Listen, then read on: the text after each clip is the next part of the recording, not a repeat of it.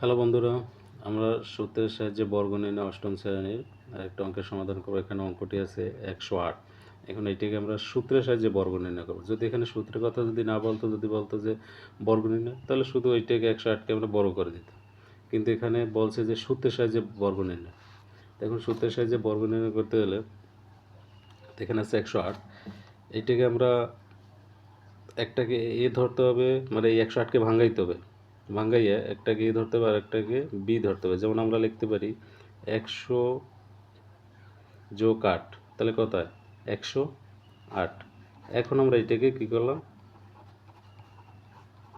বড় করলাম। ঠিক আছে, 100 যোগ 8 কত হয় 108। তাহলে এখন এই 100কে আমরা এ মনে করি আর 8কে আমরা কি মনে করি বি। তখন আমাদের কি সূত্র দেবে, এ প্লাস বি হোল স্কয়ার। এ বলতে 100, বি বলতে 8। এখন এ প্লাস বি হোল স্কয়ার, এ বলতে 100, বি বলতে 8। তাহলে এ প্লাস বি হোল স্কয়ার সূত্র এ স্কয়ার প্লাস সূত্রের 2, এ বলতে 100, বি বলতে 8 প্লাস বি স্কয়ার 8 স্কয়ার। এখন এখানে কয়টা 100 আছে, দুটো 100 আছে। তাহলে এখন আমরা যদি গুণ করি, যেমন 100 গুণ 100 কত হয় 100